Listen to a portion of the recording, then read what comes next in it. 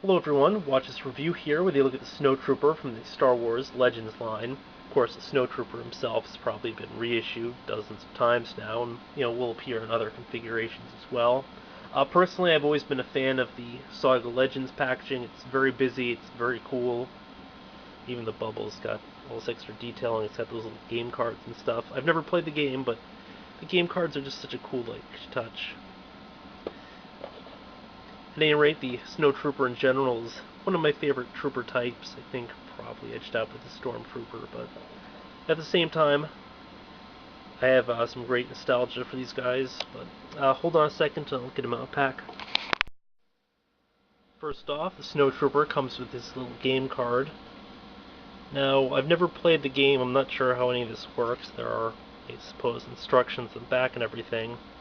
But the bigger issue is, I know I've opened up a ton of Saga Legends figures, or probably not a ton, at least a few, but I can't recall what I've done with any of these cards. I'm wondering if I just threw them out, because that'd be something of a waste.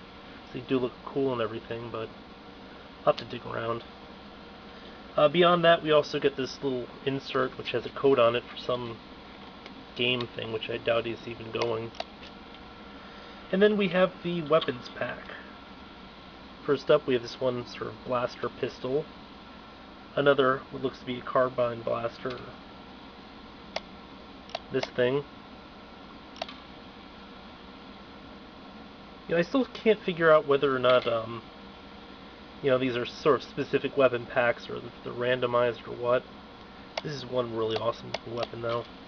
Then another pistol. Of course, we have the die, which I believe is sort of generic.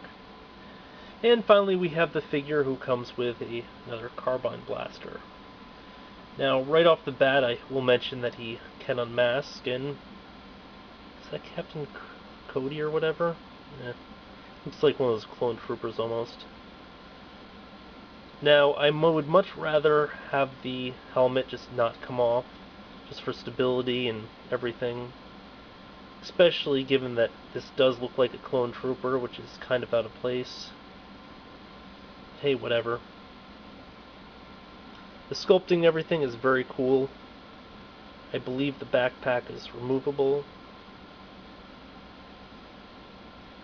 Now, my one reason I didn't pick up like a ton of them when they first came out is the same reason I sort of hesitate to army build with Star Wars figures, and that's because he has hinged hips. I keep hoping that they'll redo these molds eventually, and they'll all have sort of ball sockets or something there, just for the added outward motion. I mean, granted, it's probably not a huge deal or anything. Half the time they'll just pose them standing up or in a line or in a row or something, but just for the sake of it, I do greatly prefer that sort of extra convenience. Otherwise, it's pretty standard Star Wars articulation.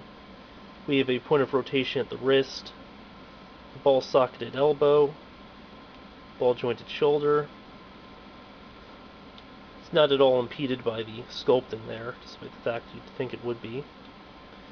Now the head is kind of debatable here. I mean, I guess you could say it rotates, so the helmet rotates. I mean, the actual head itself has some additional up-down motion, but I'm not sure how much that actually affects the helmet. We have a torso joint here, very nice motion. We have these sort of hinged hips, ball sockets at the knees, and then ball sockets at the ankles. All around, a great looking figure. I love the sculpting. I love the texturing and detail. You'll notice that, some of the white looks faded. There's a sort of grungy, light brown applied in places, which I suppose would be kind of inappropriate for the fact that they're supposed to be mostly in snow, but I guess snow can kind of be dirty. It's not like it's all pure or anything.